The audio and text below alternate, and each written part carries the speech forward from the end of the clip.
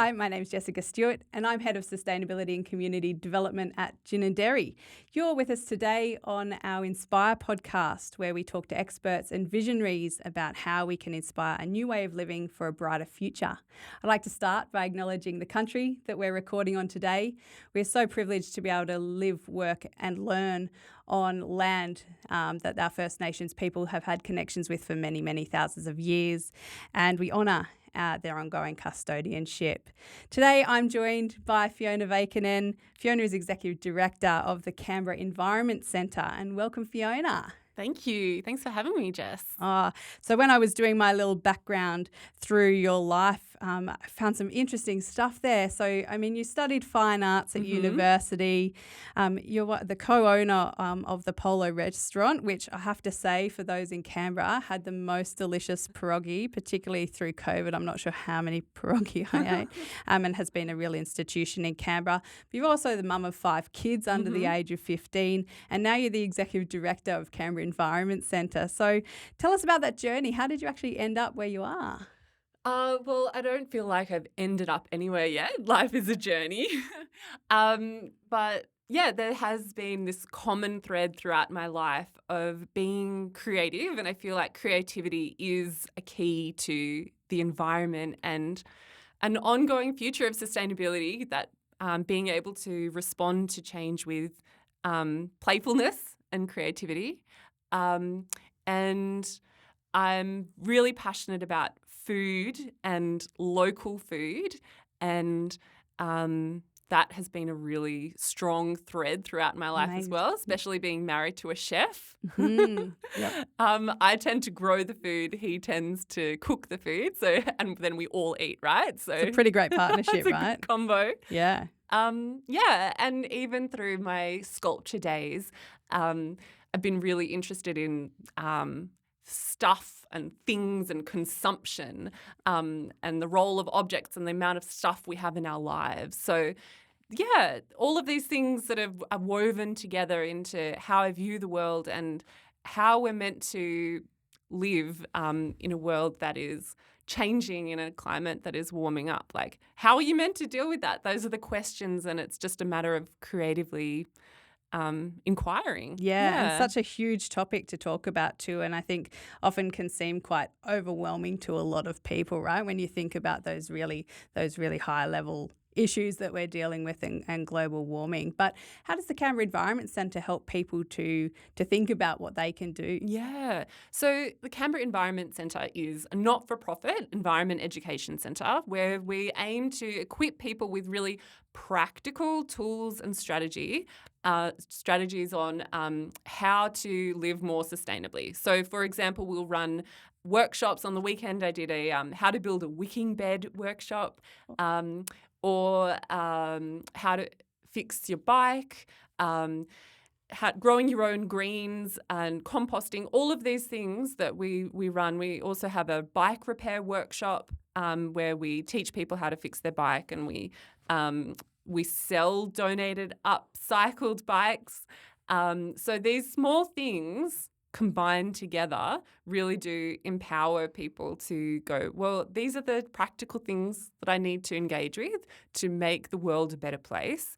It's not too big and scary. It's just these one thing at a time, one small change at a time, and you can make a difference. Yeah, awesome. And really just trying to switch the gear about the throwaway culture, I suppose, that a lot of people talk about, and waste, and a lot of the chatter, I suppose, in the discussion is about clothing waste and fast fashion. But I think another interesting bit of this, and I can see on the table here, we've got a whole heap of jars where we can start talking about food. And as you've already mentioned, we all eat, right? Yes. And so food waste is a huge one. So for those that are only listening to us on the podcast, you can actually see what we've got here as part of our Ginninderry social media. You can see what we've got on the table here, and you can also watch this whole podcast on the Ginninderry YouTube channel as well. So we've got a whole heap of jars here and some interesting things. Do you want to take us through what you've got here, Fiona? Yeah, sure. So like I mentioned, food waste, we all eat. And then at the end of that eating that apple, you've got an apple core, for example, that inside that apple core, there is still nutrients. So you could sort of throw that in the bin and send it off to landfill, or you can capture it by composting. Yeah. So, for example, in this little jar, I've got a few things. There's a bit of coffee grounds, there's some rock melon peel, there's some apple core, there's a carrot top. So that's like, it's not just rubbish. It's not waste until you waste it. Yes, that's a great one. And this can be composted and turned into a living soil that is then used for growing more food. Yeah. And I think I've seen some stats that about 20% of all of the food that we buy is wasted. Yeah, as it's a start. huge. Yeah. And in the ACT, about a third of the things that you put in your general waste bin. So if you think about your waste bin and what you've got there, a third of that is food waste. So how do we start to turn that waste into something that's actually really useful? Yeah, that's right. Well, first of all, the key is to not waste it in the first place. So things like planning ahead with your shopping. So you're thinking about buying a big bunch of celery. Think about how can I store it correctly in the first place, and then use both halves of the bunch, not just leave half a bunch in the fridge until it goes old. So sort of planning ahead and storing our veggies especially correctly, and then prioritising in your fridge. The older things, move them to the front where you can see them. Yeah. Because we've all got that lonely carrot sitting at the back. Move it to the front. Yeah, and when you talk about the way that you store veggies, what are some examples of like storing correctly, do you think? Things like you might have a bunch of parsley, chop off the bottom centimetre, pop it in a jar of water, and that is just going to keep it so much longer, for example. Using your fridge. If something's looking a little bit old, don't throw it out. Put it in the freezer. That old brown banana, peel it, put it in the freezer, use it for a smoothie. Perfect. Nothing needs to be wasted. Yeah, that's so awesome to think of. And when we're also thinking, cost of living is going up, every time we go to the supermarket or buy our fruit and veggies, the cost of that is going up. Yeah. And I'd imagine also thinking about where that fruit and veg is coming from is also really important. Yeah, that's right. So the other thing is when you grow a little bit of food at home, even if it's just, some herbs on your windowsill, and how rewarding that is. But, sometimes it is a bit of work, remembering to water, doing what you need to do, maybe repotting. Suddenly the value of that produce increases, and then you care more about the rest of your food and where it's come from, and then you're less likely to waste things. So just that practice of engaging in a little bit of veggie food production makes you value the whole system even more. Yeah, sure do. I've got a few wicking beds at home. Amazing. That are getting a bit more productive every time that I, put the spring onion bottom back in and let it just keep producing. So it's really cool. So on the table we've got some beautiful little tomatoes. Yes. Tell us about these. Yes, so these are some of my little tomatoes. I love the story of these because I've prepared I've a huge front yard veggie patch in my place, and the vegetables in there are going quite well. However, in my verge, I've also planted the verge out. Somehow these tomatoes have self-seeded in my verge, and all powered by the addition of finished compost, which I put in that verge. They've self-seeded, and the whole verge is currently this sort of aspiring food forest. So it's coming along. Awesome. But it's just so satisfying, and people stop as they walk by and they pick them, and it's really fun. Yeah, and the more that you can show that you can do that in all of the spaces and really create useful spaces around you is really important. So then taking I suppose those tomatoes, and obviously you have to take off the little tops of those, and then they can go into your next jar there, which is your nitrogen, your greens. Yeah, so with the composting, so you've got your little food scraps. If you just put that into a compost container on its own, that's probably not going to compost down too well. So if we were to put these straight into landfill, that's going to rot, and it's going to turn into this methane gas that is 28 times more potent than CO2 emissions. So it's not what we want. However, we have the capacity, the power to transform these for good and not evil. That's just it. by combining these nitrogen, so kitchen scraps, with carbon. So carbon is things like dead leaves, paper, hay, wood chips. Autumn is a wonderful time to start composting. Awesome. So in about a 50-50 ratio, combining those two. And then with air, I've got my jar of air here, very handy, and a little bit of moisture, combining these elements together. Usually in a big compost bin. You can even do it as simply as in a wire cage or in a hole in the ground. Yeah. Like you don't need fancy kit. These elements combined with the earthworms that find their way in can transform within 3 to 6 months into a finished compost that is essentially has so much life in it, so much nutrients. Here, this jar of compost, I've got a teaspoon in my hand. So 1 little teaspoon of that compost has more than 1 billion life forms in it. So that's consisting of things like bacterias, nematodes, fungi, and that life can transform into then creating more tomatoes, more greenery, more things that bring life to our planet. Incredible. And so that's actually, there's more life in 1 teaspoon there than there is on the whole of the people on the planet, right? Which is just so billions. mind-blowing to kind of think about.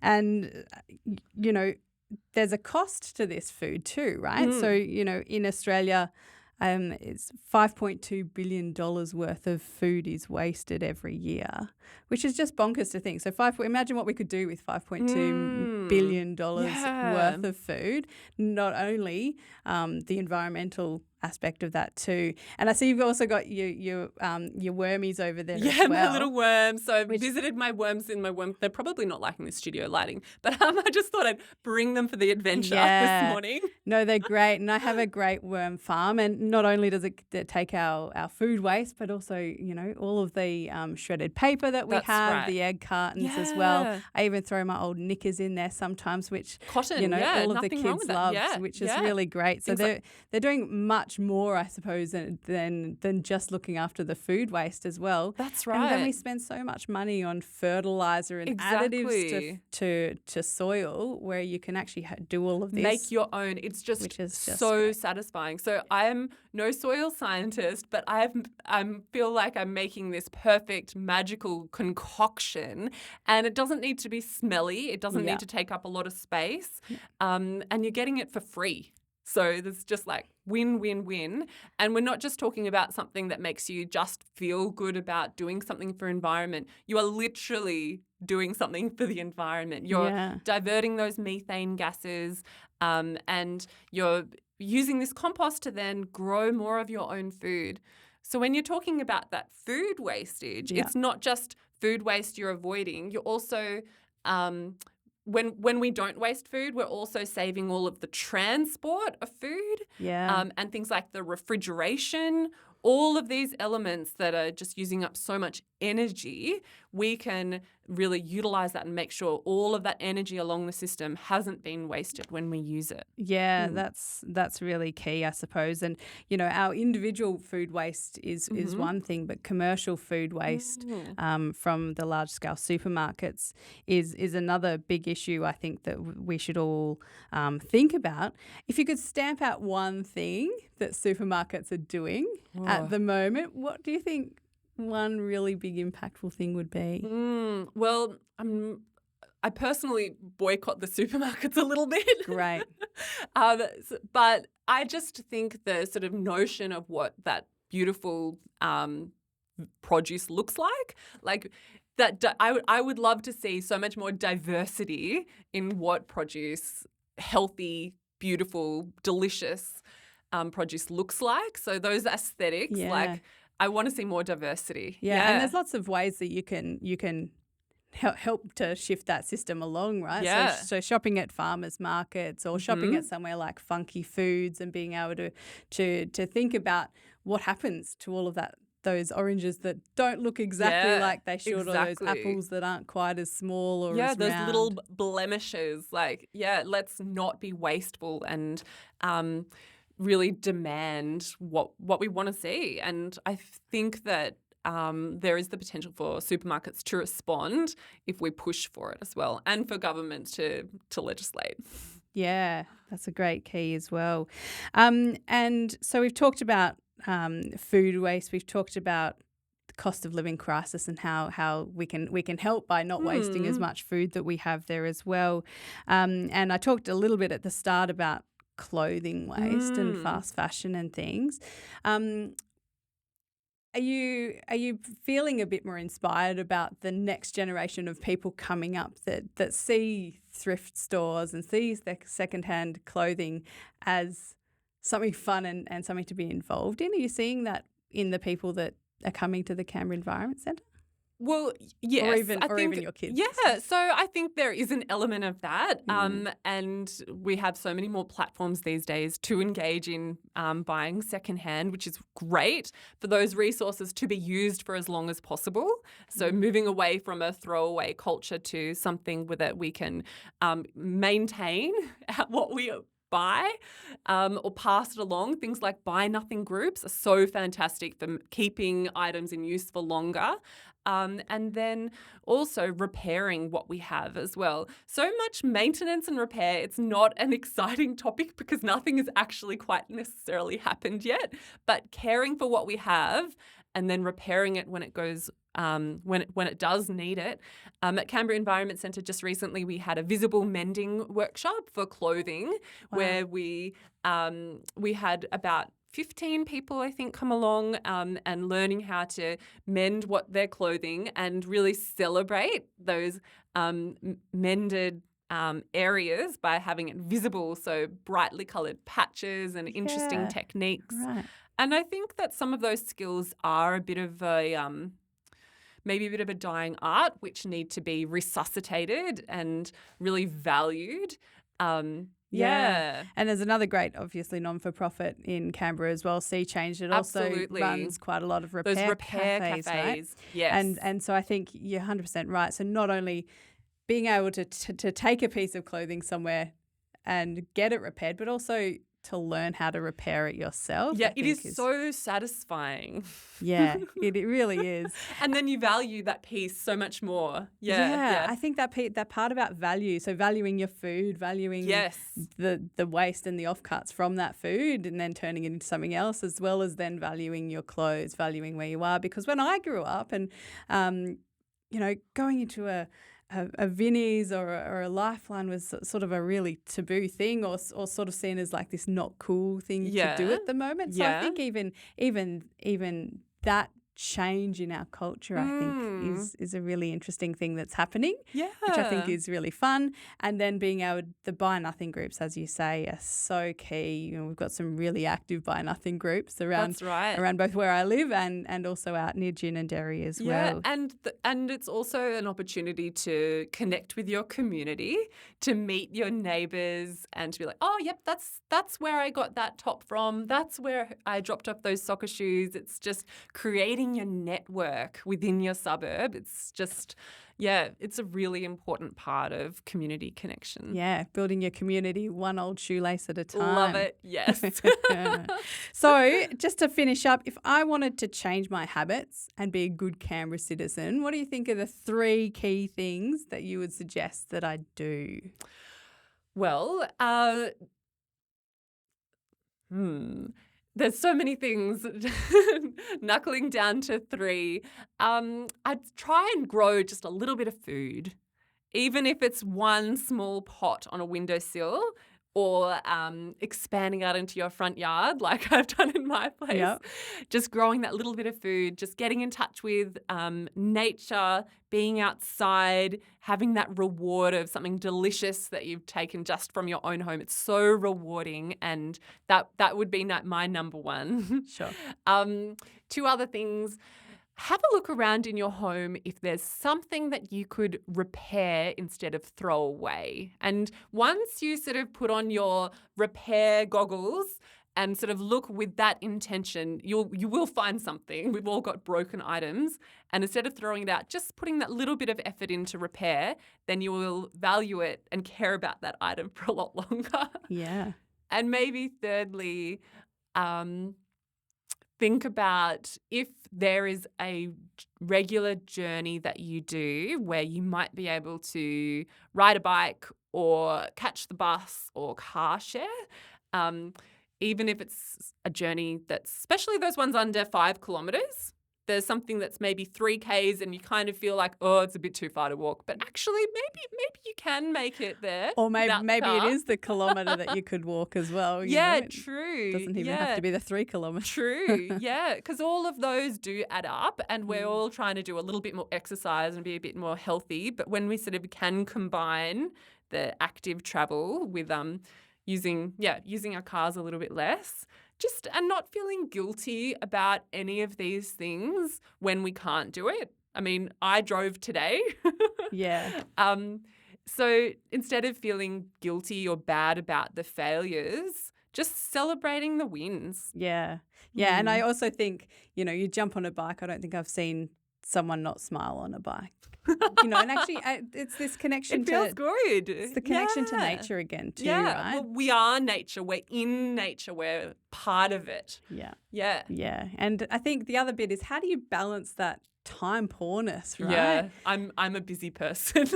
Yeah. Yeah. It's a really tricky one. But I think if you can think of it not only being time poor, save yourself some money. Do those little trips with the power of your legs rather than the power of the petrol. Be able to think about how you can grow some of your own food. And if you can't grow your own food, at least to save the waste and put that back into the soil again. Yeah, well, I think with all those my top 3, it comes back to the things that also contribute to my well-being, which then fuel me to keep doing it. The things that are meant to be sustainable but I find no joy in, there's not much incentive to keep doing it. Yeah. When it's also caring for myself, that contributes to my motivation, and I prioritise carving out the time to do it. And that is sustainability, right? Well-being is sustainability. So maybe it's just find your own sustainable. Well, what you actually enjoy and what you feel self-motivated to keep doing. And if it's not composting, that's fine. If there's something else within that journey and you find your niche, then that's awesome too. Cool. Fiona, it's been awesome talking to you today. I've learnt so much. Thank you to everyone that's listened on the podcast today. If you'd like to find more about the Canberra Environment Centre and what's coming up in terms of your workshops, you can find a link to that in our show notes. If you have been listening on the podcast but would like to actually see us in real life, just jump over to the Ginninderry YouTube channel or jump on ginninderry.com so you can learn about how you can contribute to a brighter future in Canberra. Thanks so much. Thanks, Jess.